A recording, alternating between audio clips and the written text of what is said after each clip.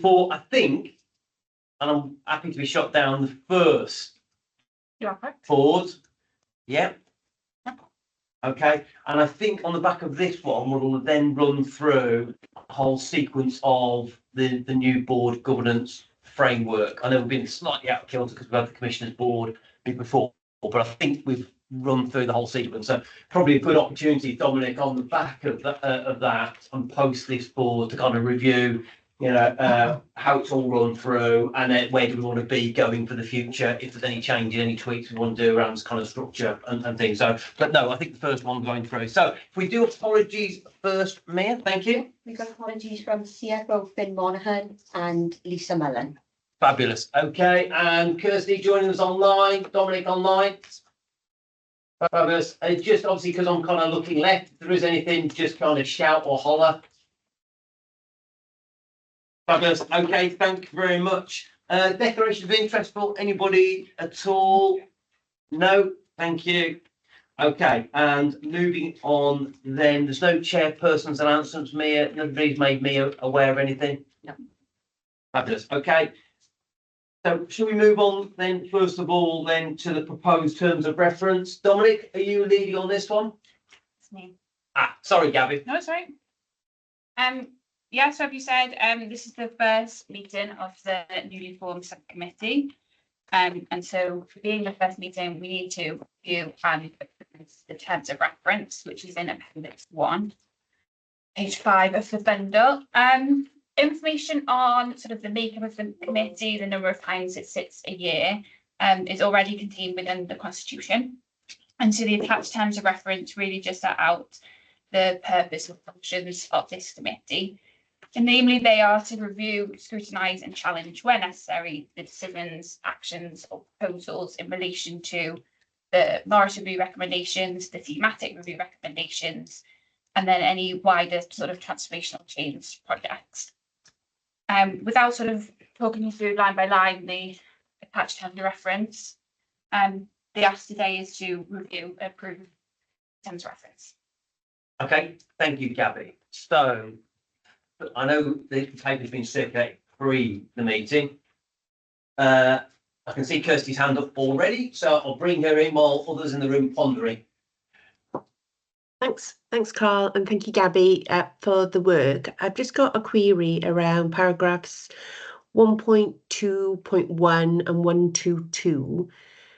The first issue is around the implementation of the cultural review within the timescales stated within that review. I think, having spoken to Fenella Morris herself about this, the timescales around the review, she admitted, were just pulled out of thin air. There wasn't really an evidence base as to why those time recommendations were the time recommendations. And she herself said that actually on reflection, they weren't particularly realistic. So I'm just wondering whether there is a hostage to fortune by stating that we will get them done by the time that the review says, given that even the author of the review is kind of sceptical about that. And then 122 talks about the full implementation of the thematic reviews.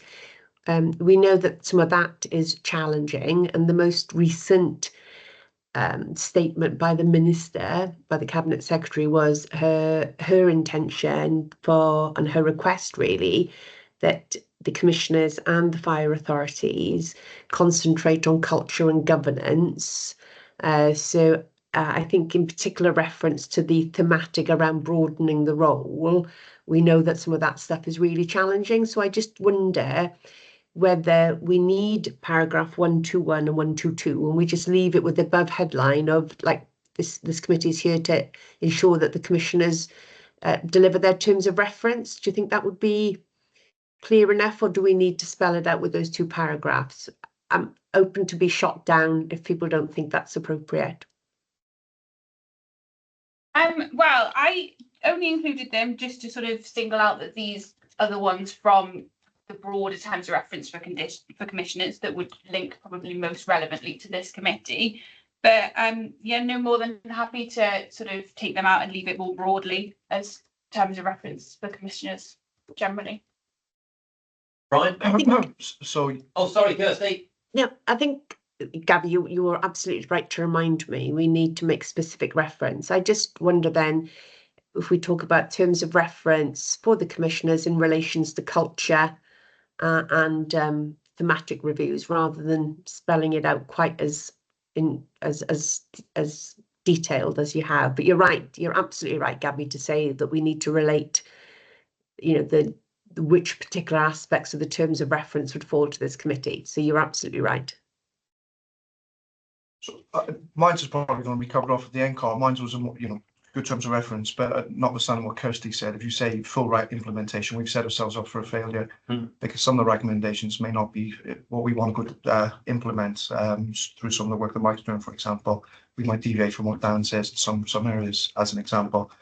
But mine was a more broader point in terms of... So just being careful that we don't become hostage fortune. So Yeah, I think absolutely. the problem Yeah. then, but they're getting nods, Gabby, on Kirsty's point around, we just need to think about that around, because you're absolutely right.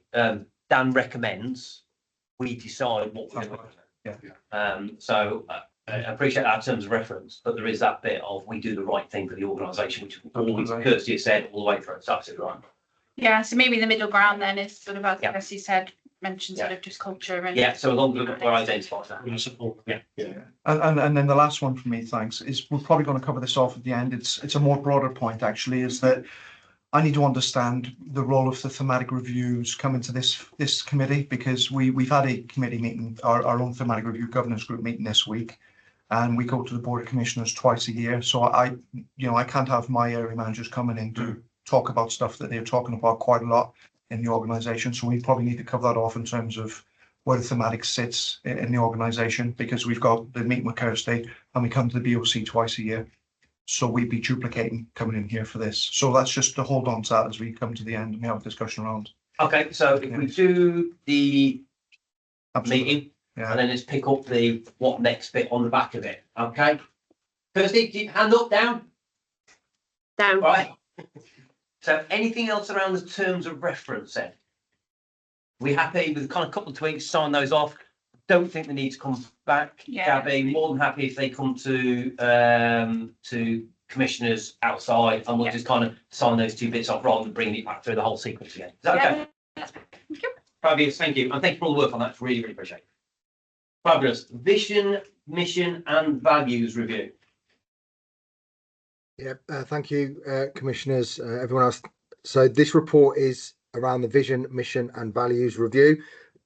Following the commissioner's reassertion of the core code of ethics back in 26th of September, we launched a full review of our vision, mission and values. Underpinning that is a series of workshops where we talk to our staff around the core code of ethics and their responsibilities within that, and then we sought their feedback on what our future vision, mission and values should be. So the recommendations are that the commissioners approve the draft vision, mission and values, and the commissioners note that these recommendations go, or this work goes above and beyond the recommendations that were in the Fenella Morris Independent Cultural Review, and to note the full contents of the report.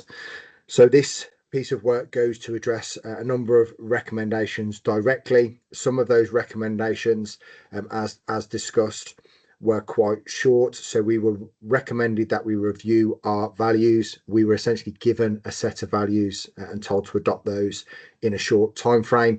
We took the decision that we would spend a lot more time and do this piece of work with our staff to gain some real value for it. So we've taken quite a while and quite a lot of engagement to do these values. So it's an example of where the recommendation timeframes have been purposely exceeded.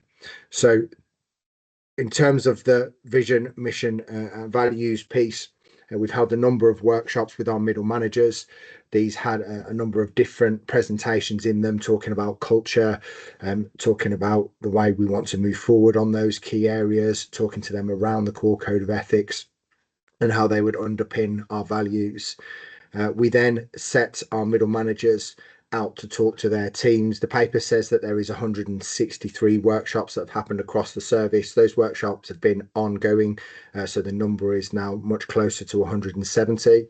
We've also followed that up with engagement on the development of our strategy. So since the Chief Fire Officer started, we've looked at our new strategy that will include the vision, mission and the values, and it covers a number of other key areas, and we've continued to engage staff on those areas. So as an example, this week we've took that draft strategy out to staff, we've consulted them on that, and we've asked them how they would like to see their vision, mission and values embedded in their work, whether they understand them, and how they can use those to deliver their services to the community.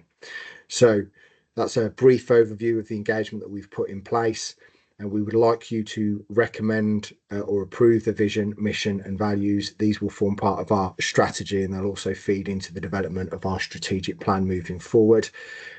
Our head of comms and engagement has started a piece of work looking to recruit some support to embed these in the organisation. So our next phase will be to work with staff to embed these into the service and to make sure that they understand them and they can deliver their role.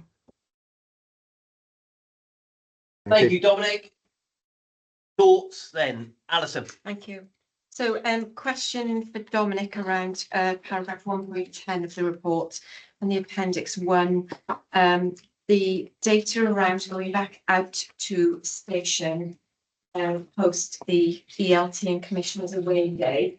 I'm just, it's a question for the room and people on screen is, are we comfortable that the follow-up engagement is sufficient to get enough feedback for us to be confident that people are engaged and happy with the direction of travel on the values?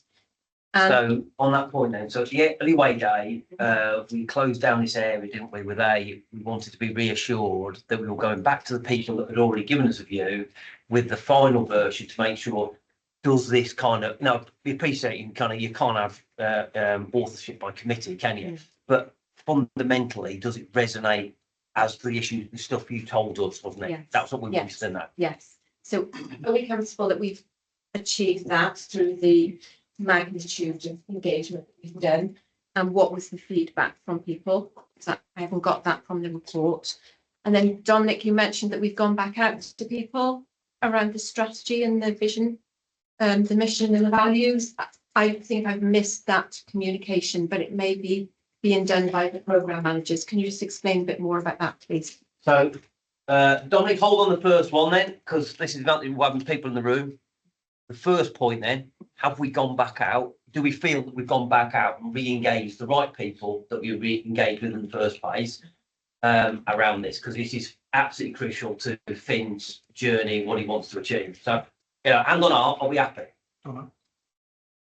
I don't think stations are aware of it. Station visits I've conducted in several stations, and my leadership team are not aware of this.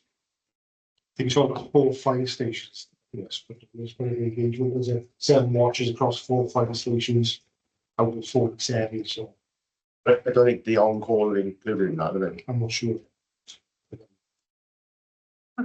Corporate point of view, wouldn't necessarily say it's gone back out. Okay, right. Training then, Nick? Not to my knowledge, Chair. Okay, all right. Okay. So Kirsty, bring you in, then Dominic, if you come in on point 2 of Alison's, and then we'll have a discussion around point 1. Yeah, that'll be nice. Yeah.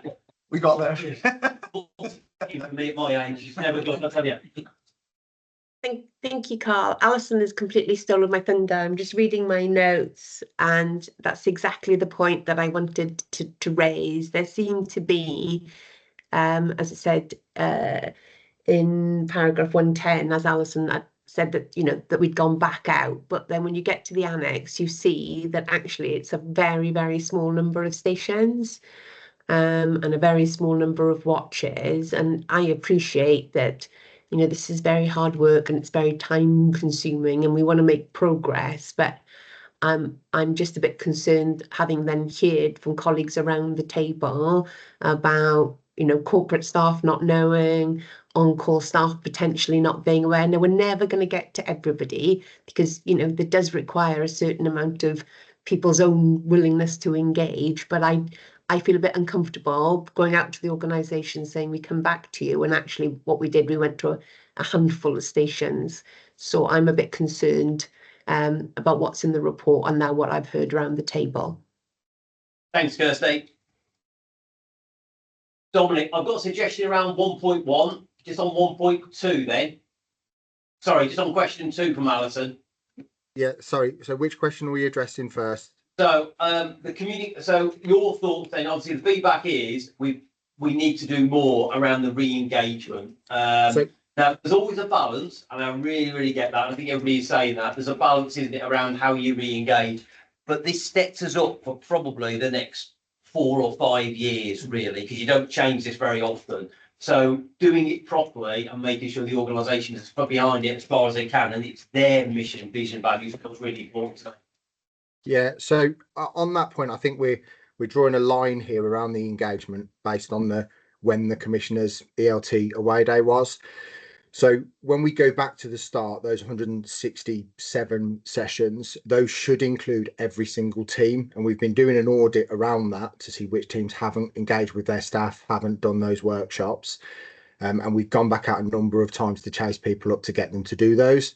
We'll be bringing a report into the commissioners in the next board of commissioners around that in terms of the core code of ethics and where that is. We drew a line in that engagement, so that should have all been done by January, essentially. We let that roll on to get more people engaged in the process, and then we've gone out a number of times since then.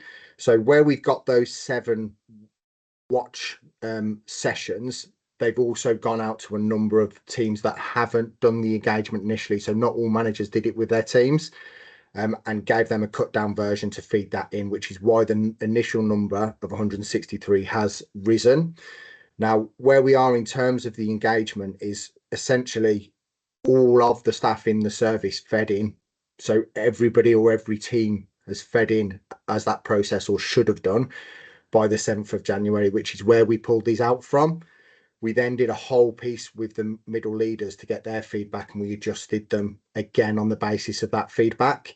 We then looked at it with ELT and came up with a set of vision and mission. And you will know that the ones that we came up with ELT are slightly different from the ones that are proposed in the report.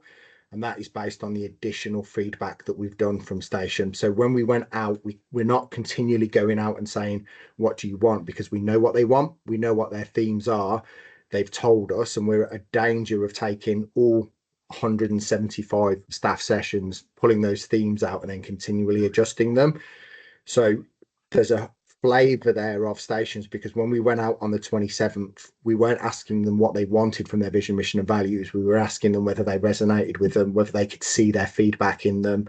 And the feedback around those was genuinely positive for those key areas. The final tweaks that have been made is a result of those areas, not of ELT feedback. And then these then feed into the strategy document that is then gone to the commissioners, and Finn then asked that goes out for a similar process. So as we go through the consultation process, we're not asking them to rewrite those values, or we're going to go around a continual circle. The engagement in the end is to get a flavour across the board that they feel like they resonate with them.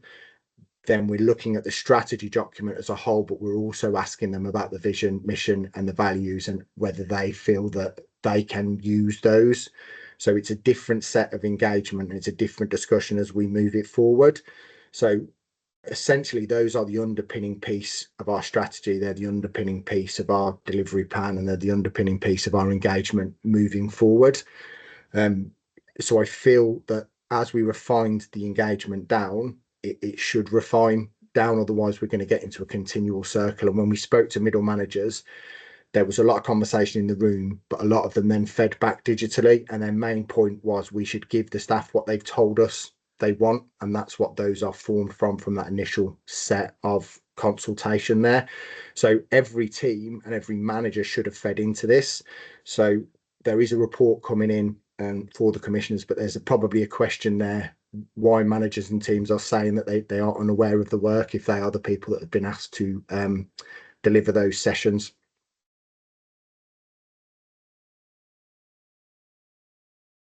So playing devil's advocate, Dominic, we've gone out, we've asked for views, we've got the views, we've created this.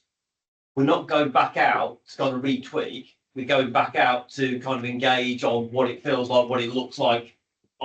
That still feels like there could be some, you know, if it doesn't resonate with the organisation fundamentally, because it has been tweaked a number of times on the way, that might not work. Sorry, Kirsty, I've jumped over you there. Yeah. Do you want to Not at reply all, to not at Kirsty? all. Yeah. I must, forgive me, I must be being a bit stupid, because I think the bit I'm troubled with, you're absolutely, I get the point that we were, after the away day, we were supposed to go out and kind of like just sense check. I think the word Dominic used was resonate, you know, had these things that were slightly tweaked, you know, was the basis of what we'd heard originally, but had been slightly tweaked. Did they resonate? And I'm just concerned that we can't know that if we've only been to a handful of stations and nobody from corporate has been engaged in that. Nobody and on call has been engaged in that. We can't just take the 4 stations as the test. Now, I understand we can't keep going back out and out and out, but we were very clear at the away day about going out and checking, and I just think that what everybody around the table is saying is that we're concerned that that hasn't been deep enough. It's happened a little bit, but the section where it's happened is only one perspective in the organisation and is not the wider perspective that we need. I think that's the bit I'm being stuck on, I think. Yes. So my point that I'm trying to make is that those dates only go up to the 28th of January, which is when we put the paper in, but that isn't, we haven't stopped the engagement there. We've sent follow-ups for the teams that didn't engage initially and asked them to go and do those sessions, and they fed in on these values. So where they didn't do the session to start with and initially feed in, we've gone back out to them and said, can you conduct these sessions with your teams, but now we're asking you to feed back on these. We've also gone out and done the strategy piece, but we're asking them around this, so there is further engagement that's happened with crews and staff since that point. So the initial point where we did the 7 watches got us to where we are now, but we continue to talk to stations off the back of that piece. But the point I'm making, Dominic, is that we're talking to stations. Which stations are we talking to? Because your colleagues around the table are saying that their on-call colleagues don't necessarily know about it. Corporate don't actually know about it. These are big chunks of the organisation. We can't just say we've been. I'm just concerned, Carl. I don't want to labour the point to harass anybody. No, I don't think you're labouring the point, Kirsty. I think the principle is, isn't it? Re-engaging new people is great, but there's also that re-engaging the people that have had the conversation in the first place. And I think that's where we've kind of between the line here is that, Dominic, I think what we're asking for, I'm asking for as the chair, before I'm willing to sign off, is there has to be some re-engagement with the people that consulted in the first place. And that isn't to kind of completely kind of re-author everything. But they said this, we've produced this. Does this roughly resonate with what you've said, yay or nay? The only way we can do that is to go back to some of the people that we've done it to people. We cannot do the 116, 167 again, get that. But surely I would have thought with some sort of help from ops and corporate, we can get some of those people back together again in whatever format and then talk them through and actually thank them for their engagement. That's what I think they're saying. Okay. Or is it me having a bit of a moment? Okay, so action on the back of this then is from here, not willing to sign off at the moment. We need a very quick thought around what that engagement looked like. It has to be proportionate. It has to be kind of broad enough that it covers as many as we can. And we need to think how we do it in a way that we get that one. At least then we can stand up ethically and say, you said we re-engage and you're having it now, to be really crude. And in all that, I've forgotten your second point, Alison. Oh, so So fine. But no, Dominic mentioned that we've gone back out on the strategy. Yeah. I just wanted to check where have we gone back out on the strategy, because I may have missed that going back out. Has that gone out to the same groups of people, Dominic? No, so that email was sent out by the chief following all our engagement around the strategy that then went back in. He shared it with the commissioners last Friday. He then said to the commissioners that he would like that to go out to station for a sense check. When I say station, I mean, you know, across the whole service. So there he wanted that doing within a week's time frame. So there is a schedule that's been set up and started. I think that includes exactly what he asked for. So 10 stations. We've also added in fire control. There's also corporate staff in and around that area. We've had a conversation with Matt about engaging the middle managers and also pulling in the ops commanders, as they'll be key to delivering those pieces across station.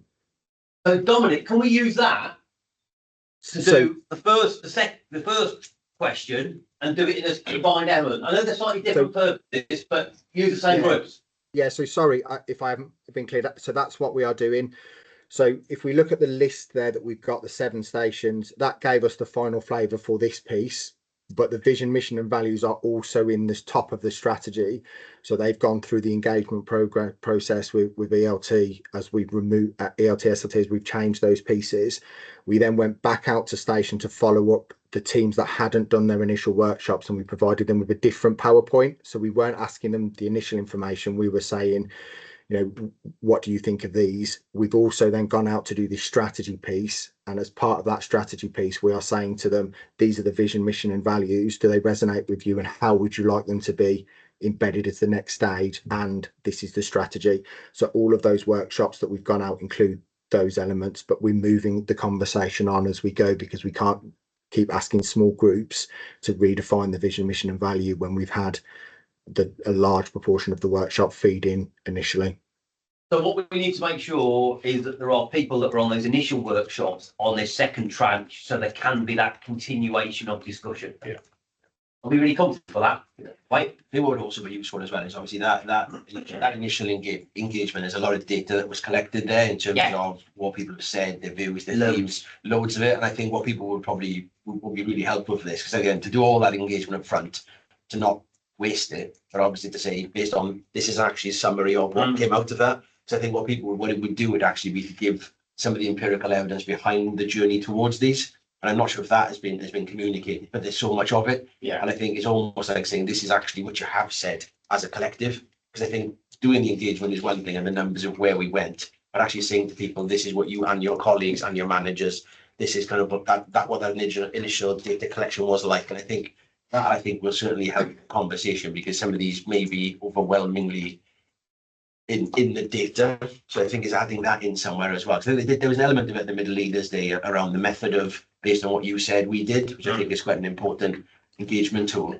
It's just, I think, communicating that as part of it as well. So not starting again but saying here's why we came to these, which I haven't seen that yet as well. I've had it briefly presented at middle leaders, but being able to put that out to staff, I think would be quite useful to say, this is why they are what they are, however, and how do they feel, not just we spoke and therefore this is, I think it's that gap of how we got there. I think that would be quite useful.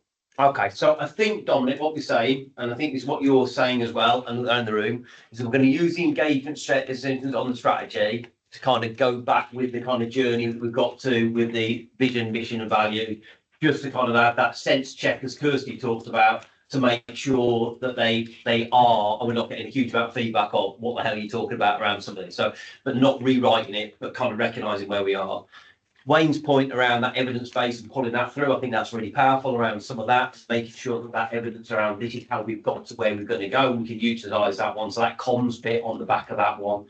And post those bits, then I think, Kirsty, it would then come for us for formal sign off about where we are, because actually that would then give us a strategy sign off potentially and the vision, missions, and values. And I got your thumbs up on that one. Dominic, you comfortable with that? Yeah, I am, and I have neglected to mention that the chief took these to the trade unions as well for his one-to-one conversations with them, so he's discussing those in the strategy in with them as well. Fabulous. Okay. Mia, you happy with that? My garbled actions on the back of that. Fabulous. Good discussion on that. Thank you. Anything else on that at all, Dominic? No, not from me. Okay, good. Right, moving on then. Progress on the independent cultural review. Yep, thank you. This is so this report's also me. So this paper provides an update to the commissioners on the progress and implementation of the recommendations in the independent cultural review. The report was carried out by Fenella Morris and published on the 3rd of January. As you'll know, we've had a number of discussions around how best to sign off, assess these recommendations and around the time periods of those. What we want to do is make real cultural change, and some of the conversations that we've had already reflect that. We want people across the service to feel that change and be able to demonstrate that change with real outputs and impacts. To do that, a lot of the recommendations need to be wider. We need to do a lot more work than simply the recommendation in its true essence, but the recommendations were wrote, as we've already mentioned, to be assessed at their relevant timeframes and almost as a kickstart to the things that we are doing wider. So the recommendations for the commissioners, that the commissioners note the progress report on implementation of the recommendations, that the commissioners agree the proposed process for sign off of the recommendations, and that the commissioners refer to the update to the Service Improvement Board to commence the progress sign off of the independent cultural review recommendations. So we've had some conversation already today around that process in the thematic review board. So what we bring to each board and how we're signing off recommendations. There is a proposed process for us to achieve that has staff feedback, has independent scrutiny, and it pulls the recommendations through so that we're doing bigger pieces of work on them. And the vision, mission and values is an example of that. The recommendation essentially was to take 4 values that they gave us, and we've decided to do significant staff engagement, and that conversation that we've had already demonstrates the need for staff to actually feel the impact and the change. Of that recommendation, as an example, only one of those that she recommended our staff have felt should be included. So the recommendation report that we currently have covers off where we feel we have met the recommendation to the letter of the recommendation, but all those recommendations are embedded into projects and programs, so there is a much bigger piece of work that will go on in and around those. So for example, the first 3 recommendations were to tell the public that we'd had a cultural review, to draw up an action plan and to share that with staff.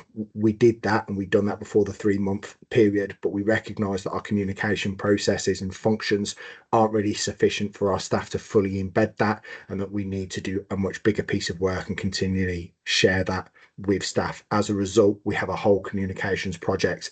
We've recruited somebody in to bring that into play, and we've got a number of different actions that are much bigger than the initial 3 recommendations. So what we've done is looked at those recommendations. We've proposed sign off of those to the letter of the recommendation, but we've also put follow-on actions from them. So where we are saying we have met something, there is an ask for evidence to demonstrate that we've done that. So if we're saying that we've done something and it's in a policy, the next stage is to demonstrate and evidence that it is actually in that policy. And then we will work with our staff and through the engagement and panel process to identify the next steps of that. So evaluation of that policy to make sure it's working, and wider learning that will then fit into the projects. So the process that we are recommending is that all of those independent recommendations are assigned to a relevant director as part of the programme process. We now have a new programme manager in place, and she's looking to use a digital approach to sign those off so we can track the tasks and the things that we are doing much more efficiently. Those will be brought to the Service Improvement Board. So the Improvement Board that is chaired by the Chief, we will come and give an update on our project and give an update on where we feel our recommendations are and whether we feel that we've met them and what the next steps will be. So the next steps is very important. We're not just saying that we've met that recommendation. We're saying, what do we now need to do to evidence it? What do we need to make sure that staff feel it?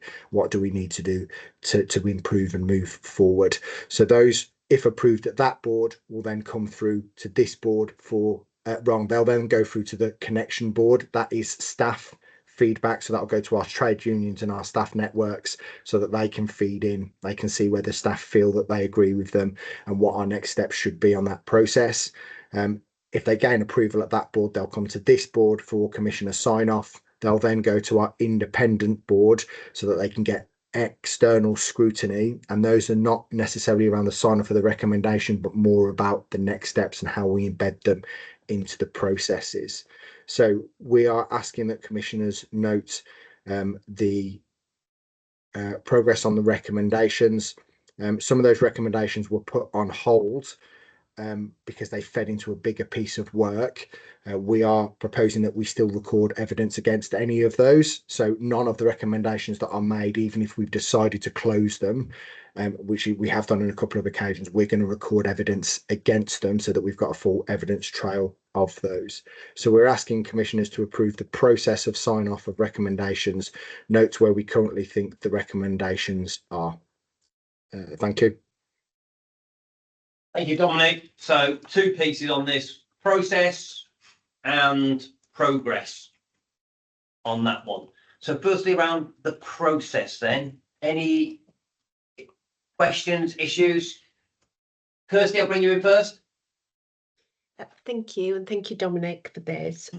I guess it's about, I don't think I've got any concerns about the process. It's just the presentation, what we've got today. And I'm just wondering whether it would certainly help me. I don't know if it would help others, if we could just have a look at the kind of appendix that comes with it. So we've got the status column, and we've got the end date column, and we've got next steps columns. What I would say is not all of those columns are filled in for every recommendation. Yeah. And I think that's really, really important. I think the other thing is it doesn't give me a sense, the way it's currently displayed the information, whether we're on track to meet that end date. So is that on target? Is it in danger of, is it at risk of not being completed? So whilst the report doesn't kind of like give me any sense of assurance that those end dates where they are there are going to be met. So I don't think, Carl, I've got anything particularly, to disagree with the sign off the process, but I think it would aid our ability to take assurance around that table being fully completed, with all columns having been filled in where appropriate, and to have some kind of not risk register, but some kind of indication about whether things are on track or off track to be delivered. Yes. Thank you, Kirsty. Dominic? Yeah, so I would 100% agree. I'm not a spreadsheet guy. I think what we've done is what we can with the resources that we've had. Our transformation program managers are looking at how we can get that into the digital space now so that we can see it a lot more clearly. We've had various discussions about how we monitor those in terms of the things that you're saying. So if we look at them, currently we've chose to say that they are complete, or they're in progress, or they're on hold, and some of that is around the initial timelines. So if we record those against the initial timelines, for example, and we'll have met most of the 3-month periods, those that are in the next section, most of those will be out of date because we should have met them by that timeline. But we've had conversations already about whether they're suitable to meet them for those timelines. So for myself, as we look at the project process, our next step is to look at the key deliverables from the projects, and we will be able to map timelines against those and tell you whether the projects are on track or not. I'm happy to go through these and say whether they were on track for the initial set of timelines, but I think we've had those conversations around the data capture for the initial sets of timelines for those. The last set, for example, are ongoing, so they're recommending that they're done on a rolling basis, so those essentially would never be done. My view is that none of them would ever really be done, because we're looking at outcomes and building them in a better way. But I'm happy to look at how we sign those off, or how we do the progress, or where we are on them. Absolutely. Thanks, Dominic. Right, other questions? Alison? Yeah, thank you. So I think it links a bit to process and a bit to the next bit, which is comments on the appendix and the status update. So the first bit is in terms of process. I think we need to build in some time so that the owners or the leads of each of the activities or the reference actions in here have a review of them prior to coming to this board. And then my second point, which links to the content, is reference 25, while I've got the floor, the instruct specialist employers action. So it says it's not started, which is technically correct, but I think probably a narrative around we are working with our legal team in developing a staff handbook, and we're working with them on individual policy updates. So I think there's two things for me. So there's engaging the owners of the actions would be really helpful. And then we would get to the second point, which is we would have inputted where we are on some of the actions. Does that make sense? Yeah, it does make sense, Alison. So where this came from is the initial gap analysis and the initial recommendations on status that you and your team worked out for yours that you owned. It then went to the commissioners and to both chief fire officers, the interim chief and the other chief, for some adjustment around where they are. So that process, or the process moving forward, gives you the ownership of your actions. So you will bring those into the Service Improvement Board and update on those. So you will entirely own that process for your actions, and the digital process that they're looking at gives you some more autonomy in and around that space as well. Okay. Before I kind of try to wrap that up and give some thoughts, anybody else from around the table? Just like Alison up, really, excuse me. It would be useful if the holders sit down and have a chat, so there's shared situational awareness. Yeah. Because as an ACF, when I do my station visits, I'm not that wide in terms of where we are with these 82 recommendations, and I should be. I don't know if I can speak on behalf of my other coordinator station visits, but we need to be on top of this, and I don't think we are. So we need really good shared situational awareness where we are with 82 recommendations. How we do that is open to discussion. Okay, so. Sorry, Carl. Can Oh, just make- I've got a list of actions which I'm adding to it. So then. It was only one point really, and it rolls around the independent advisory group, which I know isn't set up at the moment. No, I know.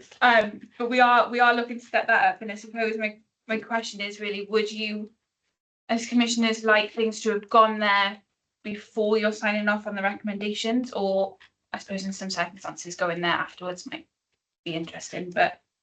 It's still my thunder. Thanks. Sorry. No, it's a really good point. Right. So let's be really clear.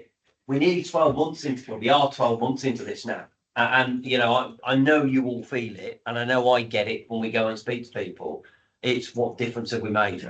And we're going to have to start moving from having a conversation to delivery around this. So, you know, kind of really, really clear. We've got to move this, and we've got to move at pace. Culture is not going to move at pace, but the feeling that people know what we're doing and how it looks differently to them is really, really important to me. So, yeah, we've got to give this an up.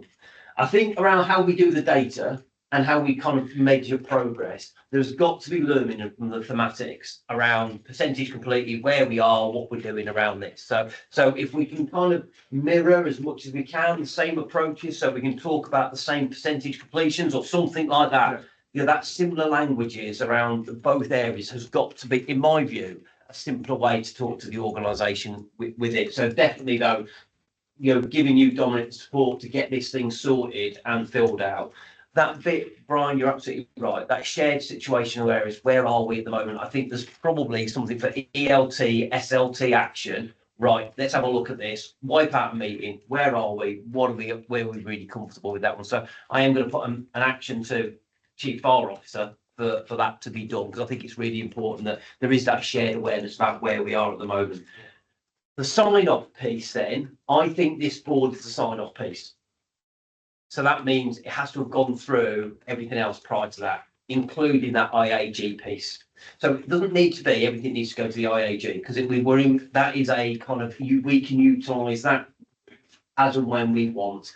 So I think, and bearing in mind, we might be some months before we can get it up and running properly. So I think we bolt it to the side, final sign off is here.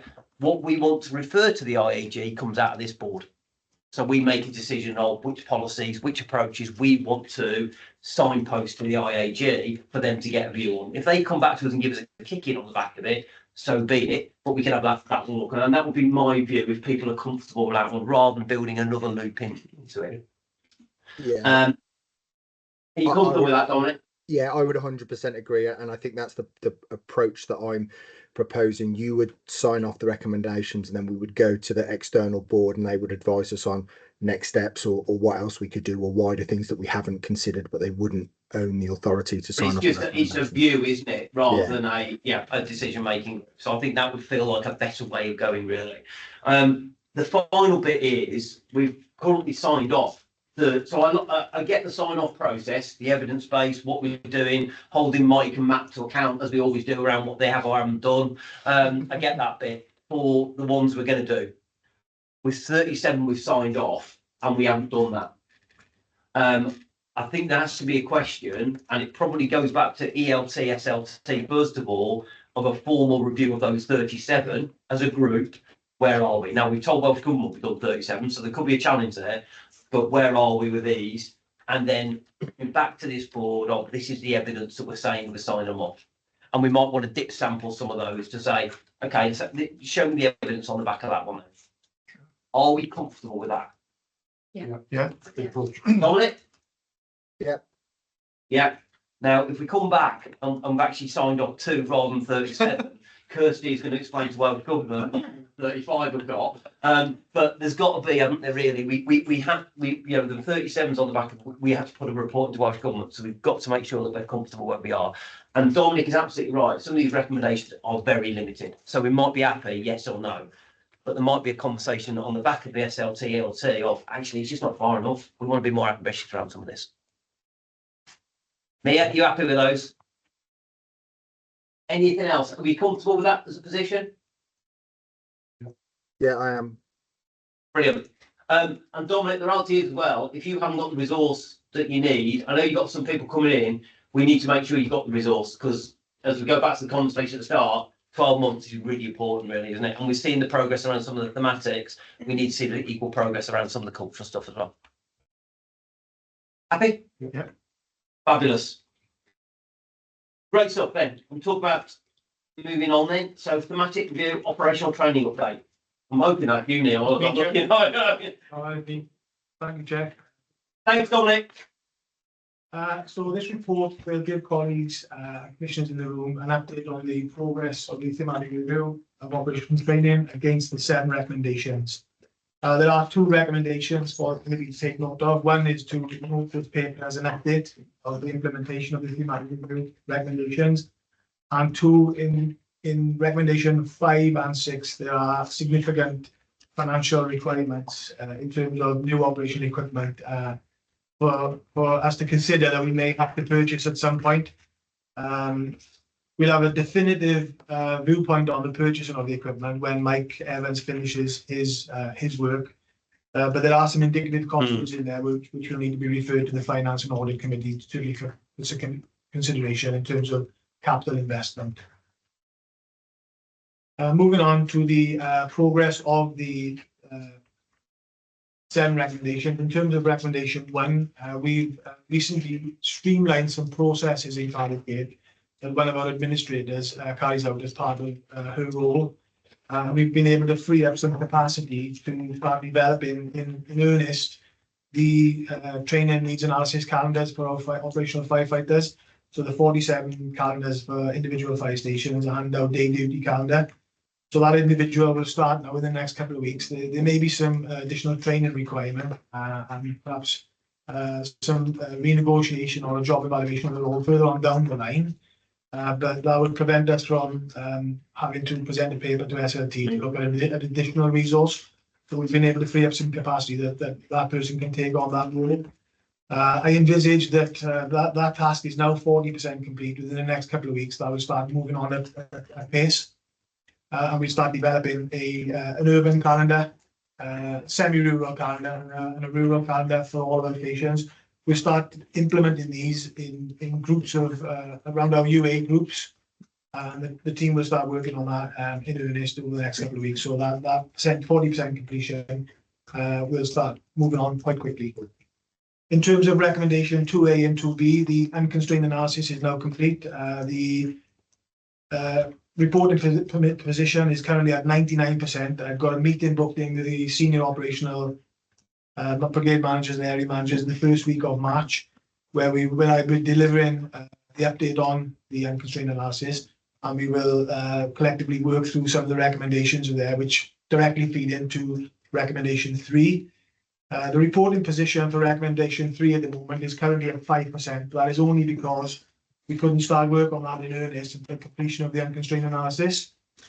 Again, I do envisage once we've had that meeting in the first week of March, recommendation 3, the progress of that will be turbocharged, Carl. It will move on at pace because we've got a host of recommendations from the unconstrained analysis, which we'll be able to move out on and start implementing.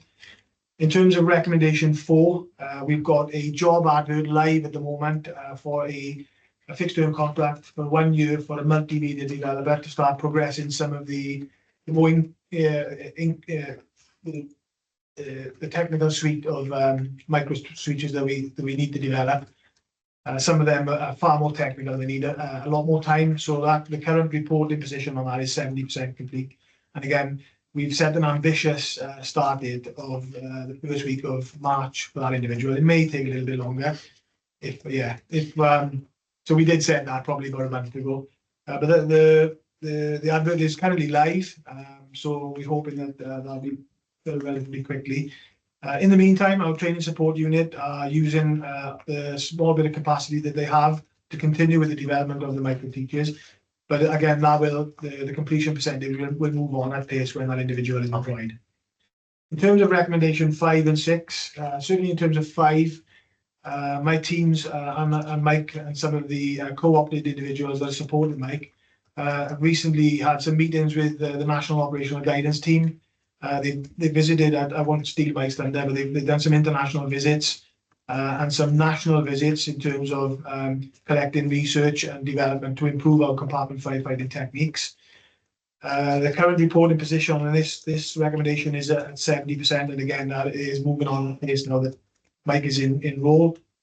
We've conducted trials on suite of a vast number of operational equipment to look at improving our suite of syllabuses and our compartment fire behavior techniques, and to support recommendation 6.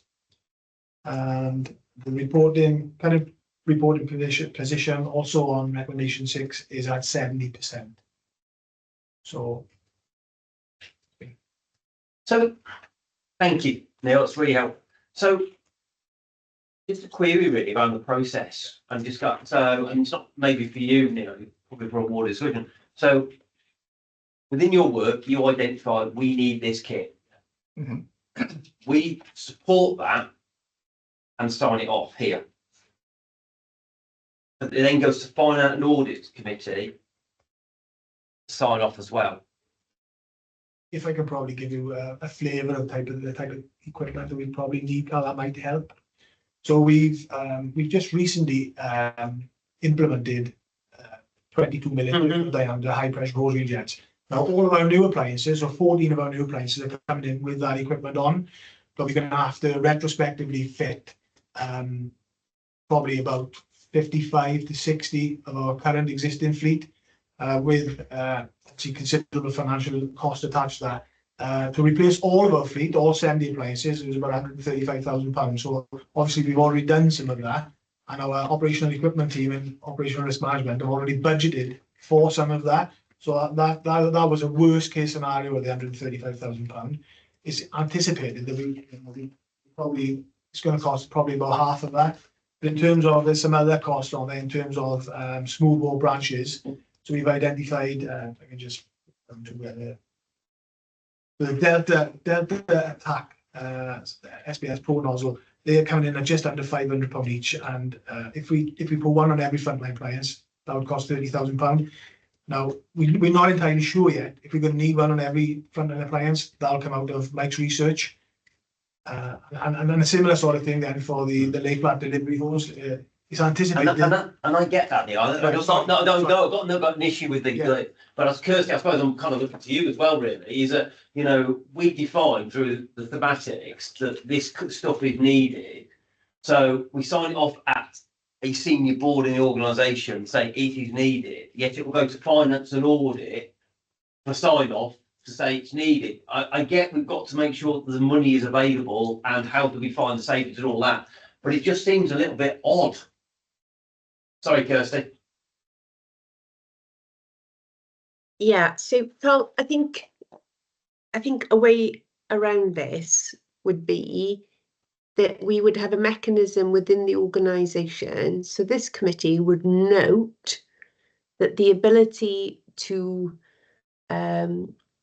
progress the thematic review and the findings of the thematic review have these constraints, don't they? So we would note that here at this committee, and then we would escalate that matter to the board, to the board, because Vidge wouldn't know about this, Lady Wilcox wouldn't know about this. So this committee would note Neil's recommendation, professional recommendation, recognise the constraints on our ability to deliver the thematic reviews by this financial ask, and then we would send that up. Now, I'm not sure whether that decision on whether to utilise that resource in the way that Neil has described would be an operational issue, which is actually for the executive leadership team to make, and then we would have some oversight over that, wouldn't we? Or whether it would be a decision that the board collectively would have to make. But I think from this committee, we would note the issue, and then we would have a mechanism by which we would escalate this item, because this can't be signed off here, but we recognise that it is a constraint on this group's ability to meet its terms of reference. So I think that's maybe the way you would do it, Carl. Yeah, so thanks, it would be Kirsty. escalated. Yeah, that's probably very helpful. And as we've got the monitoring officer sat in the room, I will quite happily give her an action and part that one with Gabby. So I'm less clear now. So we have a service improvement board for thematic reviews, Yeah. which is all the governance and all the great progress we've made that's the governance around it to date. And anything that needs serious escalation goes to the Board of Commissioners twice a year. So what are we looking to achieve in this meeting with thematics then? So to kind of answer that, so you've got the thematic sort of internal board that you go to and everyone presents sort of internally the updates there. And then this board is more sort of to ensure members of the public are aware of where we're at with the thematics and update there. This board then can sort of sign off sort of where you're at with the thematics, and then the update to the Board of Commissioners is more of a wider update to ensure that the other commissioners who don't necessarily sit on this board are aware of where we're at with this. And it's public facing, isn't it? And again, it's public facing, so it's to give that sort of other level of assurance. But it's probably sorry, Kirsty. So I think, Brian, I'm the person that's causing the confusion. So I go to the thematic reviews like I did on Monday, and I've been going to those because there's been no mechanism as a commissioner that is responsible to report to government on the thematic reviews. There's been no way of me knowing what's going on in thematic reviews. Now that this committee's up and running, I would propose that I don't go to those meetings anymore. So they have been quite formal because you expect the guys, quite rightly, to have all their reports ready for that meeting. But I would propose that I come out of that meeting now and I go to this meeting, because this is now the place where I can get assurance that the thematics are progressing. So this committee has the usual reference on the thematics. Twice a year it goes up to board so that the wider board and the public get to see the governance around it. But you know, in this instance, you wouldn't want to wait, would you, 6 months or however many months for Neil to let the board know that there's a constraint on in his ability to move things forward. So that's why you'd have an escalated items on the agenda of the board. You know, we might go through one of these meetings and nothing needs to go up to the board until the regular review. But what I'm saying here is, what I'm hearing from Neil is his ability to do his job is now constrained. He's done what he can do. He now needs other parts of the organisation to make decisions to allow him to continue to do his work. So we should draw that attention to the board and to the ELT, just as a note, because Neil can't go any further. He's done his bit, and now he's got somebody else needs to do their bit before he can continue. Does that make sense? So yeah, so thanks, Joe. I'm more clear now. So thanks to Gabby and thanks to you. I understand now. So what I'll suggest then, and we capture it here. So for my teams, the really detailed reports will now come to this session, and when we have our internal catch-ups, they will be more. Where have you gone from 70%? Are you up to 80 now? What's happened between the 70 and 80? So you're not going to be duplicating. Becomes more of an operational. That's more of an informal, quick heads up on where we are. But this will be the forum thereafter, or the committee, where we have the more detailed reports and more detailed analysis. Brian, you run that meeting as you see fit to run that meeting. I won't go to that meeting anymore. So you can run it exactly how you want to run it. You get the guys to do whatever you want them to do for that meeting. But this will now be, I won't go to that anymore. So this will be the bit where, you know, everything has to be on point. Are you I happy? don't know what it says, Kirsty, but Brian seemed awfully happy all of a sudden. I just what that's all about. I was smiling, Carl. I was just about to ask, is Mike happy that Kirsty's not coming to? Mike's going to be really upset. But no, thank you, Kirsty. That's really, I think that would exactly. And Neil, I'm really sorry because actually that wasn't your paper, but it was an important one. So going back to Neil's update more broadly, and clearly that he wants to bankrupt the organisation with shiny kit. Any questions, any queries at all? So, Kirsty.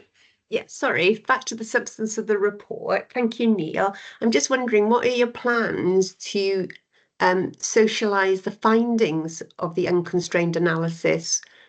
You've explained how you're going to do that within the organisation, but I think it's something that the commissioners might want to understand what that analysis has shown. So I'm just wondering whether it would be appropriate to, like, for you to do an informal presentation, not in a committee session, but an informal presentation for you to share with the commissioners what your findings have been of that review. So you keep talking about, well, we've got findings, I've got recommendations, but I'm not quite sure what they necessarily are. So I'm wondering if we could do an informal briefing. That'd be great, Kirsty. Yeah. Really appreciate the opportunity. Neil's not here, and if Neil wasn't, Brian was behind him. So it seems like a really good plan. So we'll put as an action down, and Neil will look for a suitable date if that's right. But outside the board structure, because if we put anything else into March, Gabby will have a moment. March will go into April. So Neil, anything else for Neil at all? Really good update. Good to see the progress, and I'd be interested to see what those two kind of move on as well. Thank you. Thank you, Neil. Anything else at all on that? No? Fabulous. Moving on to Grenfell. Good morning all.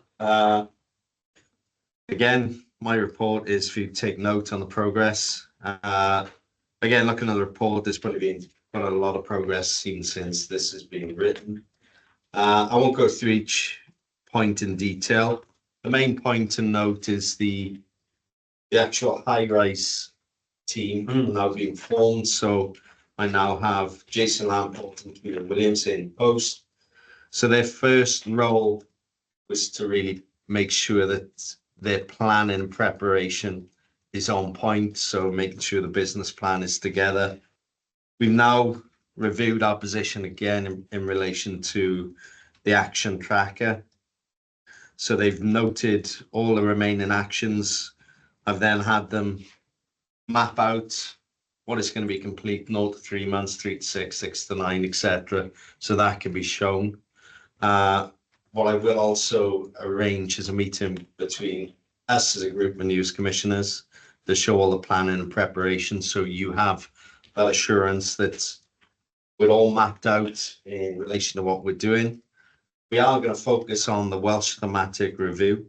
Get those across the line first, so prioritise actions. And part of the issue with the High Rise Group, I think they do fantastic jobs. They were doing this on the back of their primary employment, but what they are doing is they're doing everything. So they're doing the training, identifying what training packages, they're doing too much. So it's closing them down in relation to focusing purely on the thematic reviews. And then we look at the wider, more hands-on activities at a later date once we've got these thematic review action points again over the line. We are roughly 50% complete, but again, I think you're going to see the momentum change now. We still have more scope for additional people to come into the team, but I think until we got our planning process finalized, then we're going to really hit the go button. So that won't be long to achieve that. That is it in relation to an update. If you want to ask any questions, I'm more than happy to respond. I was waiting for Kirsty Town. Do you know? Oh, yeah. I have a pen in there. Here. So I've got a couple of questions, Yeah. but I'll bring in Kirsty first of all. Thank you, Carl. Thanks, Mike. I just want to repeat in this committee so it can be minuted what I said on Monday. That I absolutely understand the need to get the individual recommendations ticked off. I get that. We're under a lot of pressure to do that. But what I really appreciated about your work to date is that you had a bigger vision than just a tick box exercise. You had the intention to, tick off the recommendations, but as a part of a piece of work that was more meaningful. And I wouldn't want us to lose sight of that more meaningful, comprehensive piece of work, which you've been pushing forward. So it's this bit of a moral hazard, isn't it, between looking good because we've ticked off the recommendations and truly doing good. So I just wouldn't want us to lose sight of that, because I've really appreciated that mindset that has been brought to this work to date. And I raised it on Monday, but I just wanted it here in the formal setting so that it could be minuted. Thanks, Kirsty. And that was one of my questions. And I assume that was your language around focusing on the Welsh recommendations first of all, but moving on to Kirsty's point, not losing the aspiration of we're going to do the right thing. Yeah, for me, it's about that team coming together. They're the coordinators. So what I need and what their brief is to identify who's responsible for some of these wider points which we're talking about now, whether it's in relation to training, which crosses over to Mike and Neil, whether it's to do with business fire safety issues. So I said identifying what the issues and working with those teams to put those into place rather than trying to do all the work themselves. Key points of contact to make sure the work is done. They can coordinate, but it's making sure that we're all on board, especially as heads of service, that we support what the great vision is, which is putting these recommendations into place and the wider improvements around the service. Thanks, Mark. Anything else, Kirsty, from you? Obviously, I've just read the draft report, HMIC FRS. Grenfell features heavily in there, which I think is no bad thing, because that, again, kind of keeps focus and support around that. Reading it, I don't think there's anything that they've written that is not captured, Matt, with the work that you're doing, unless you can tell me differently. No, that's correct. Yeah, it's all captured. Okay. That's right. Well, it's really good. Yeah. The team, I do really believe that, and to agree with what Kirsty said, that achieving the thematics in terms of the Welsh learning from Grenfell will be relatively straightforward. We're far more ambitious than that as an organisation, and particularly with the individuals that we've got. And I really believe within 2 to 3 years, we will be sector leading in the UK when it comes to high-rise firefighting. I really do believe that. And again, just for the point, absolutely no criticism when people try to do this off the back of their day job. It's really hard, isn't it? Sometimes you just got to dedicate. It's difficult, it's costly. You've got to put people around it, haven't you? If you're going to get the progress. Absolutely. As we find from lots of areas of business. Anything else for? Oh, sorry, Kirsty. Yeah, just on that, I think what we agreed on Monday, Carl, was again an informal briefing for commissioners on high-rise issues, just to get people up to speed. I think we agreed that, didn't we, Brian, on Monday's meeting? Yeah, so that's a good idea as well. So, and we'll introduce the team to the commissioners as well. So So, it feels like we've got a bit of a session that we're kind of pulling together, which is kind of operational bits, doesn't it, really? And if we can sequence Neil, Matt, team, Mike, maybe some of your bits and kind of put a bit of time in and get everybody together. brilliant. You comfortable with that, Kirsty? Yeah, Fabulous. perfect. Okay. No, thank you for all the work, Matt, and thanks for the update on that one. Operational excellence. Morning all. The report was completed a number of weeks ago, so I'm just going to refer to stuff to exception or that has made progress on top of the information that was included in the report. Regarding on recommendation 2, working in this area is on track. Guidance has been established. Publication around the guidance is on track for April 25. Awareness training is currently ongoing and has been produced training sessions that include theoretical and practical input. There was 26 planned training sessions for operational crews. 22 of these have been completed, so that's over 80% of our operational staff crews have been reached so far. 6 of the 8 planned additional training events for control have been completed, so we've reached 75% of the control room staff regarding awareness training outlined for recommendation 2. Feedback from this training has been largely positive. The impact of this training is being presented when you review an operational instance. Following this training in April, we're probably looking to review and sign off this recommendation, but that is only the start point from where we're going from. It's just that the fundamentals have been put in place. That doesn't mean that there's changes over it. It then becomes a business as usual to make that continual improvement. Running in parallel with recommendations. Sorry, it's one of the criticisms, isn't it? We've done something a moment in time, and then we carry on. Whereas actually, it's got to be that continual reflecting back to make sure it's actually embedded. People doing it, isn't it? Really? Yeah. This quite specific around the guidance and stuff in recommendation 2, and that will be there, but it is only the starting point where we're building from. Recommendation 3, which runs in parallel with recommendation 2. New training programs are being developed, and they're going to be rolled out with the new guidance material. The only stumbling block around that is the same issue that Neil is coming across, is that TSU have been fantastic, but they're only a limited. They're trying to support me on top of their day jobs. So when you're coming up with a number of training packages where I'm providing that information, but then it's getting suitable for the rollout for something that we can have forward facing to the crews. It's limited on what they can do. So that developer post, Yes. becomes really critical, isn't it? It's become very critical. Yeah. Just because we're trying to make all these improvements and get that information out, we need to do it in a standardized format that's professional and that's where our groups can get the most out of it. So the information, the background, what we want to achieve, that's in the development stage, but it's actually how that polishes put on these articles that we produce. As And just stop on that point then. Bear in mind, we talked about that developer post a couple of times. I suppose it's, and bear in mind, we have struggled, haven't we, to recruit specialist bits and pieces. Yeah.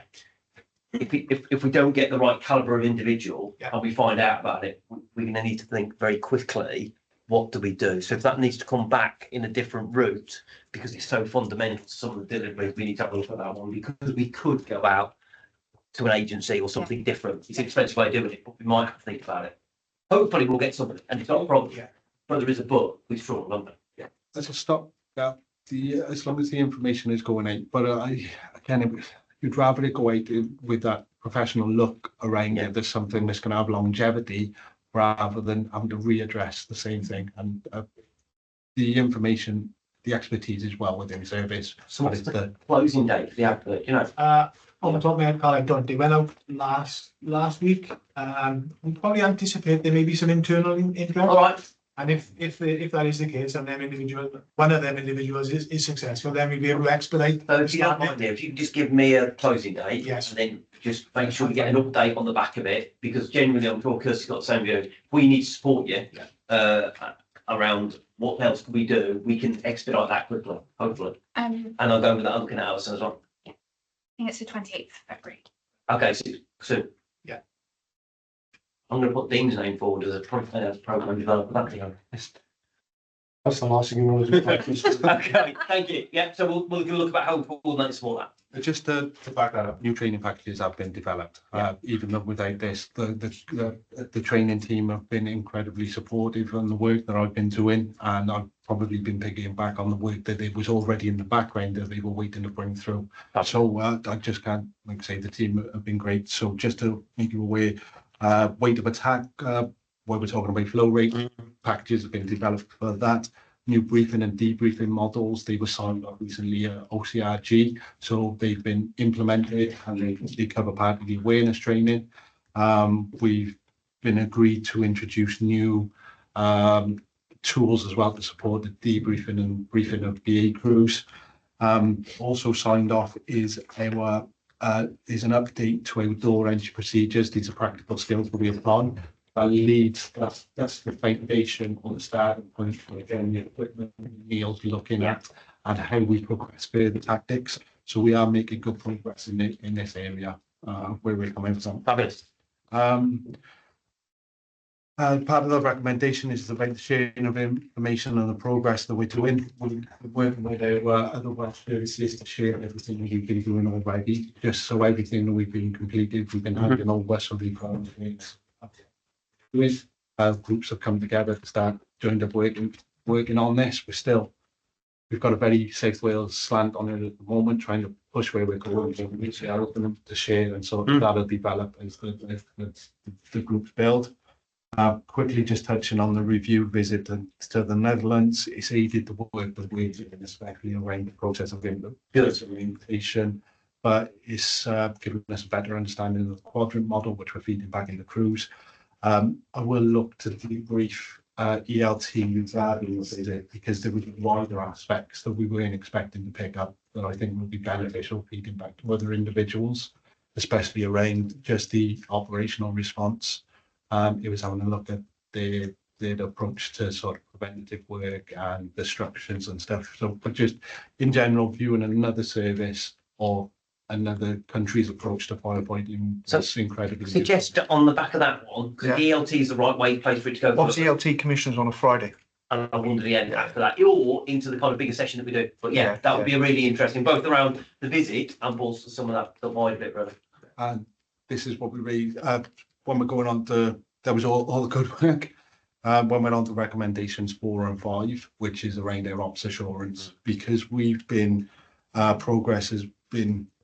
It was a focused decision to look at our operational response first, the recommends 2 and 3, so we can actually start the ball rolling on these changes, which has come at a sort of delay in recommendations 4 and 5.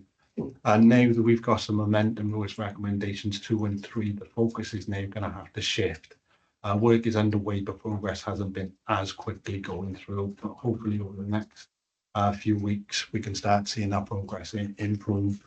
And again, Brian, that features in HMIC, doesn't it? Their report around not sure to make it all really comfortable with the approach. Yeah, no, and we will get a much better, much more effective approach to that when that work initiates. That's been initiated where groups of different departments where they're affected by operational assurance are meeting to come up with a series of possible solutions or improvements that we could be made around the team structure and their approach to operational assurance. The aim is to provide a greater degree of scrutiny and to actually have that meaningful feedback where we can actually have measurable improvements and where we're coming from. But it just can't be. It's a wider area of consideration, so we need to get together, thrash out all the ideas and present a number of ideas for SMT. So that's just where the focus is shifting from. All this is the same document we go and the updates with the highlights. So if there is any questions, that's the next bit of progress is working towards. Okay. Thank you, Brian. Not a question, just an observation. Thanks, Joe. Just the great work. It's just an example of you repurpose positions and take people away from the day job and free them up to work on a unique piece of work, how quick you can move. And the evidence is already out there now. When you look at the officer information, you can tell just from the messages going back that the cultures, operational culture is already starting to change. They are operationally more effective. And I know uniform colleagues in the room will have seen that in the officer information. So the work is already having a difference, and we haven't even flipped the switch until April when it does go. So the approach was a designed approach where we get the operational bit right, and then we move into the assurance piece that Mike's now embarking upon now. So really good bit of work and really good progress. And we'll actually tick off a lot of the stuff from the HMI report as well by achieving this. That's really good, Mike. Well done. Kirsty, oh, yeah. Yeah, I just wanted to say a massive thank you to Mike for the work that he's done. He's just done a great job to get us to this point. So I just want to put that on the record. Big thanks to him. Again, I might have my name attached to this, but it's the support of the other individuals across the service that is the only way that we're making progress. There is a lot of expertise within this service, and everyone is only willing to help. So it's just with Matt's team in-house, with the training team, with other people. So it's just, again, I've just been coordinating this, not sort of driving it all through. Can I just say, I know that the chief wants to bring back awards. I think Self-Deprecation of the Year award goes to Mike. Yeah, I'm not sure that was one of those we were looking at, but I think it will have to. But yeah, yes, absolutely recognises the team effort, but somebody has to lead that team as well and move it forward. Mike, you need to take credit for that. So that's really, really good bit of work, and I'm glad you had a good trip to Holland as well. The only time I went there was to look at why Scousers were shooting people over there. So different trip completely. So, yeah, funny enough, they were very welcoming when I went. So I'm glad it went really well. Just a quick one though, office assurance, getting all the teams together feels like the right way of doing it. I suppose just kind of not nervous as turkey's voting for Christmas. And I'm sure it won't be Mike, but we want to be ambitious, don't we, and do the right thing. It's going to change. You know, just to give you an example, if you've got different pieces of the organisation, we want to move up quick if it's an operational learning issue, and we need to move quick on that. You need the right people that they discuss it and they make a decision within that group. So that's the sort of team we want to create. And it was the same approach that I've taken the recommendations 2 and 3. I know there's going to cross multiple departments, so we need to get a solution, and it might not be perfect for everyone, but everyone's aware of. But they've got an opportunity to engage a consultant and discuss something, and that's the important piece. But no, great bit of work.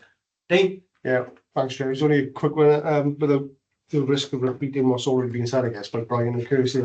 I sat through some of the awareness training in Cardiff Gate that Mike was delivering to operational crews, and I've been out on stations recently. I've just get a little bit of feedback. I give my feedback on the day, on positive, I thought it was, but the feedback I've been getting from stations more recently, the ones who've been attending, it's been really well received. Good. And understood as well, which is really important. And I had a good discussion with a watching Thursday yesterday around the delivery of the training and then understanding. So you know, it's a bit of a thank you for me as well, I guess, on behalf of me and Matt, in terms of how we delivering the training, yourself and the team, because it's been well received, but more importantly, the understanding. The delivery and exactly what we're asking of them. And that's basically our staff are not backwards and coming forwards if they don't like it. So it is really good feedback. So no, well done, and keep up the great work on that one. Anything else for Mike at all? No, I think the update on that would be really helpful in that kind of session then, because I think that trip and just some of the other learning out of it might be really interesting. Fabulous. Boiling along, Bean, is this? Matt, you got again, to echo Mike as well, regarding this has moved on quite significantly, obviously, since the other report. So I'll give you probably where we are most of all. Obviously, there's 4 recommendations to sit within broadening the role. As we're well aware, recommendation 2 is probably the most controversial one. And the key thing with this, that all the work the team have done with this and everything that's been addressed with it has all been based around making a difference to the service and obviously the service we deliver externally as well. So that's where it was looked at, that recommendation 2 at this stage is probably not the right timing based on where we are with the cultural review, etc., and other reports. And we need some of the solid data in which to base the conversation around shift changes on as well. So I mean, the timing of that is not right. And what is key is around structuring different things. So we've progressed ahead of recommendations 1, 3, and 4. And again, recommendation 1 is around the blocks of time. That is as we speak now. So the aim is to go live on the 7th of January with a complete rollout of Operation Reset, which will structure the operational day to focus on 6 blocks of time. And those two of those blocks of time will be focused around training and preparedness and risk reduction. The things that are really fundamental to firefighter safety and how we serve our communities as well. So they are probably the two areas that are very fundamental in amongst it, but they can also as well move those blocks of time around. So they'll have the ability to do that. So every station will base their training, etc., on the risk profile, which is all the work really that Neil has done as well. And something we will be looking at going forward, just not now, is how we implement this for on-call stations as well, around so much the training blocks of time, because Neil's done some significant work with that will probably feed into this, but that would be something else we'll look on later in the year, not one to do the on-call as it stands now. So one of the challenges we faced was around the ICT of our current systems. So to give you an idea, Chair, we had several calendars. We've now narrowed that down to 4. And again, with the plan, we'll be using one calendar for watchers. So watchers will be using one calendar, and it'll be blocks of time will be populated in their calendars, and they will manage that then. And basically the activity will be planned 1 month in advance. So that will allow for resilience on the watchers as well. So if the watch manager or crew manager were taken ill or anything, a temporary watch crew manager would come in and they just pick up the status quo as part of it, so they wouldn't have to alter that. So that will again be planned on risk, and that's including the buildings in the area, etc. So that will go live on the 7th of April. We are currently trialling the calendar at Barry Fire Station with the watchers there and the commander, and we'll be picking back their feedback and making the alterations as part of it that's required for it to roll out. Then we've engaged with the rep bodies. We've had a real positive engagement with the rep bodies. We've engaged with staff, and we've engaged with the operational crews as well, and the commanders. So the commanders will be leading the rollout. What we want to do is empower the commanders to lead the rollout at their local stations and then drive that forward themselves then. And again, it's a trial. So the reality is we will make tweaks and adjustments as it goes along. The key thing, obviously, within the then, we look at recommendations 3 and 4, which is some of the stuff which the Chief Fire and Rescue Service Advisors has criticised us on, no information in the past around our activities. All activities will be recorded via a job sheet. The plan is then that job sheet will automatically populate our BMIS system, which we've now established a operational page, thanks to the work of Wayne's team around data. So that then will go on to populate where I'll be bringing you a paper shortly around stepping away from CRMPs and having station plans, which will then feed unitary authority plans. And one of the drivers we want with that is to give the station more ownership of the station plans, to talk about all the stuff they do. So these statistics and job sheets will feed that. And then where we'd like to be with that is actually put it public facing. So to show the public of South Wales what our operational crews do, what crews do in their communities, etc. That is going to actually feed as part of that then within the then. And obviously that will link to the wider organisation aspiration to move towards an organisational CRMP. So each of them will link back into that then to ensure it flows straight through. So that's pretty much where we are with our reset. We're on target. We're not focusing on recommendation 2, however, we're not sitting on our laurels with recommendation 2 either.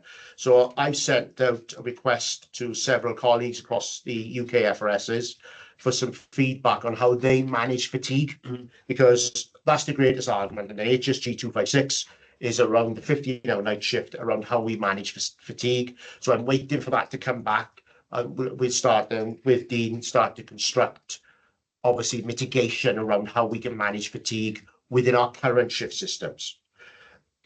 Again, everything's been supported a lot by the FBU with this, because of we don't want to be in an environment right now where we're going into dispute with the rep bodies for a reason we're not really sure of. So I think right now with culture and everything else, I don't think the timing's correct where we are. So that's the brief overview from me, Chair, and obviously I'm more than happy to take any questions as we go along. Thank you, Mike. So I'm going to bring Dean in first, Kirsty. Thanks, Chair. I think Mark just picked up the point I was going to raise really in recommendation 2, where we're saying you know, we're not looking at shift systems, you know, it's not a priority for us. But I think the point around the fatigue is really critical. Yeah. Because obviously that's where the reassurance for you commissioners comes from us to say that we are looking at it, we considering what our fatigue looks like, what our existing measures that we've got in place, how we manage fatigue now in the operational arena, but then more importantly in around operation reset and making sure we're giving people that time for that 15-hour night shift, how we manage that 9-hour break and everything else. So we've been really careful about make sure we give you the reassurance with evidence to say this is how we're managing that fatigue element for you and a recommendation too.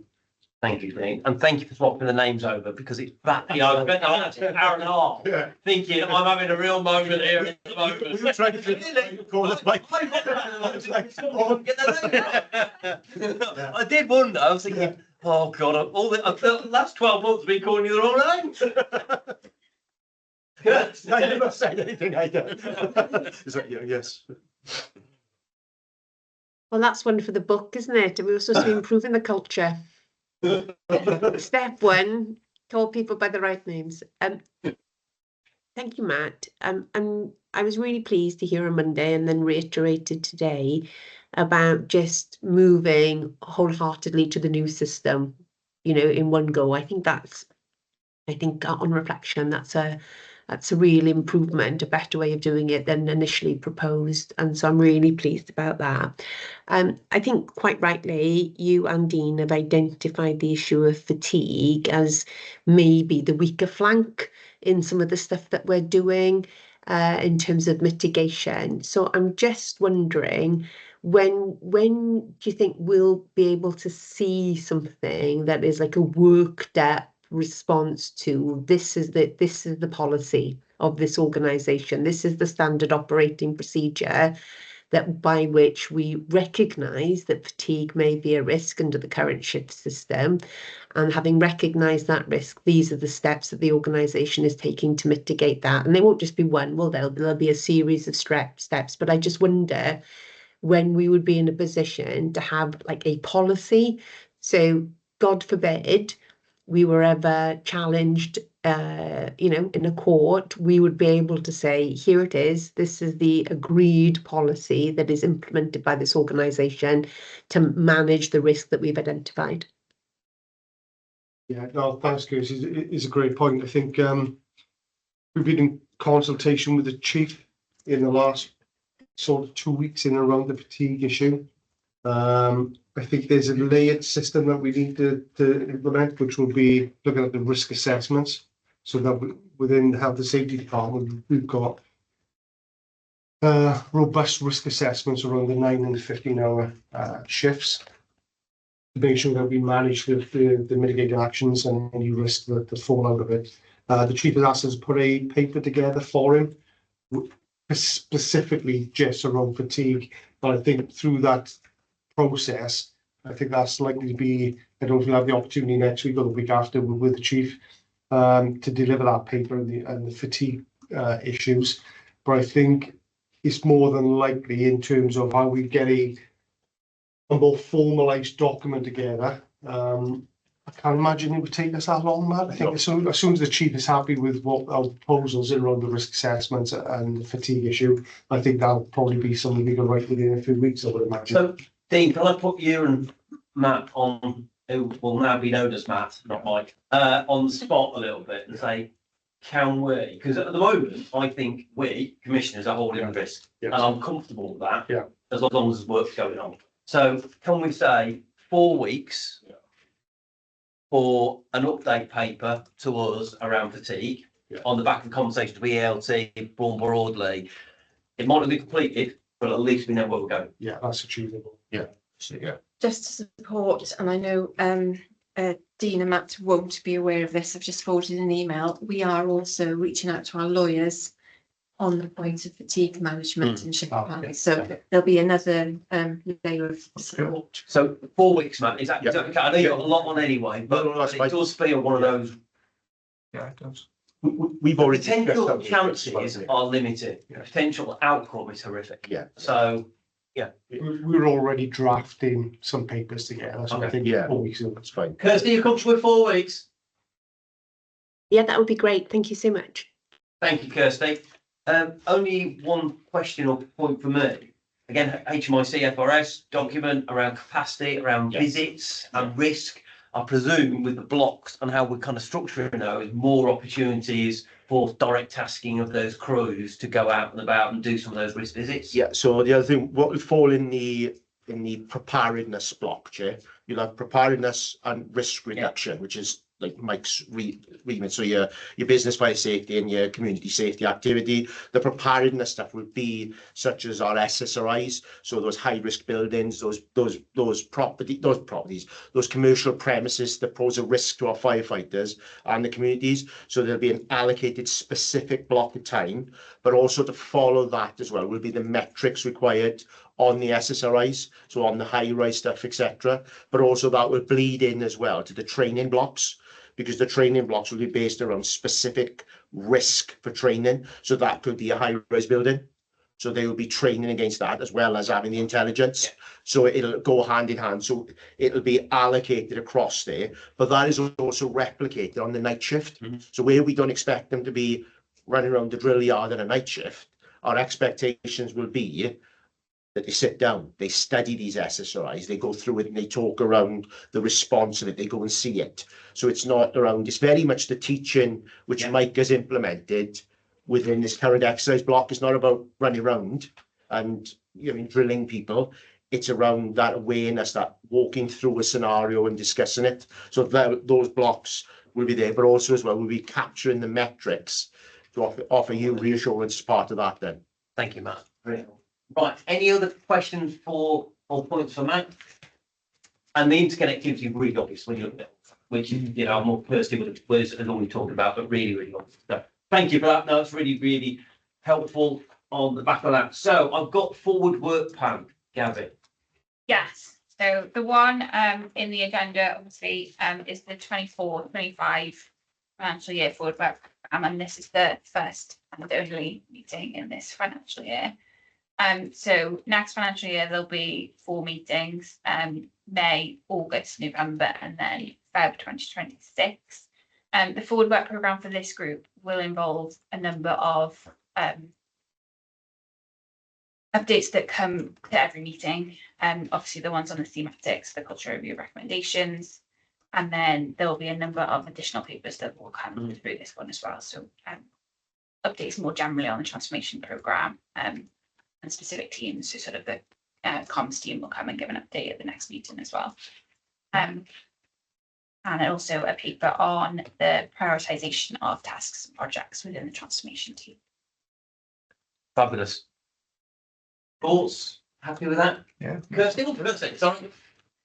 Yeah, I think the prioritization is a really important piece of work, isn't it? There is so much. We're asking people to work really, really, really hard. And I just think that, trying to be absolutely clear about the order in which we do things and the prioritization, so people aren't being pulled in a million different directions, I think would be really, really, really helpful. And I like the idea as well of pulling out of the transformation or the recommendation team some of those bigger project works, so that we have that more of a deep dive. So where it says on the tracker it's ongoing, well, let's have a deep dive into some of those larger projects to see actually how they're going. And comms, we know that communication has been like a weak link in the organisation, hasn't it? So comms sounds like a really good place. The only thing I would say, Gabby, is can we make sure the sequencing of these meetings falls helpfully with the Board of Commissioners? Because speaking to Brian's earlier point, so that people are got a manageable report writing workload, but also that we've got a meaningful kind of discussion here that can report up to board. So just making sure the timings of the meetings fall in a logical order to help with workload and to facilitate good decision making. Yeah, definitely. We tried to do that already. So sort of next year, the Board of Commissioner meetings will be every other month. So realistically, it should be sort of at least 1 month between this board and the next board. So there won't be long gaps between them. Thank you. Thanks, Kirsty. So suggestion then, so we know what some of the stuff that's coming in, standard agenda items stuff. Is it worth a pre-meet discussion in April, 4 weeks before, of any other papers that we've brought in for us, that people have got enough time and enough knowledge, and we can have a conversation of what do we really need to pull through? Now, Yeah. be quick, speedy, punchy, on anything else, because again, balancing that through. Yeah. Okay, so we'll you love the diary management bit. If we could do that, that'd be really helpful. Just to reinforce, Kirsty, I have a real worry that this organisation is up to capacity with stuff it's doing at the moment. I might be wrong, because I am out of it a lot of the time. Well, I would say out of it most of the time. But if you ask me at the moment what's the 10 biggest priorities in this organisation, I'm not sure I can tell you. Others around this table might be able to, but I'm not sure we can. So that prioritisation piece of work that everybody's bought into, the ELT are fully behind, SLT are fully behind, feels really important that we can go back to the organisation. That doesn't mean other stuff's not important, but you know, if we're going to put weight, money, time, effort, energy behind stuff, we've got to be clear what it is. And you might be able to tell me differently, but I'm not sure if I could tell you what those 10 things were, or 15 things for at the moment. No. Agree. Okay. You probably would So have that- consistency across. I know, so I think there's a real, I think it's absolutely the right fit to do. I think it's important, and I think it'll help the organisation going forward. It might actually stop Matt and Mike writing papers as well, but I doubt that. Oh, no. Okay, so that feels really important. So of any gimmies, that's definitely one of the agenda, because I think it'll help the organisation further. Fabulous, good. That's feels really good. On to AOB and other items. So we talked starting the meeting with we've just gone through a sequence. One of the bits that we talked about, and Kirsty said, and I've got to do exactly the same, Mia, is stepping away from so for me, with the Service Improvement Board for Culture, for Kirsty, thematics, so that things changed what those dynamics of those boards are around. That should make things a little bit easier. But I suppose Dominic, pulling you back in and others, is that we've done a kind of run through now, haven't we? That there probably needs to be an adult discussion at ELT, SLT of duplication papers, what's required at those, having done that first cycle through, to make sure we're not wasting time and actually we're getting the right. And actually, I think there's been a lot of discussion today and a lot of decisions today, so it feels like this is kind of working where we need to be. But are we really comfortable at where they all are? So if I can give you an action to take that back, to have that conversation and that mature discussion around what do we need to tweak, what do we need to look at. Gabby, you happy with that? Yeah, definitely. Dominic, are you happy with that? Is everybody else I'm happy with okay? that. Yeah. Fabulous. Okay, got that. Good. Anything else at all? Now, nobody's giving me any AOB. That's a bit mean. No, thank you all. Thanks for the engagement. Really, really good discussion. Thanks for all the work that's ongoing at the moment. And speak to you soon. Kirsty, I'll catch you in a minute. All right. Thanks, Dominic. Please get a meeting for my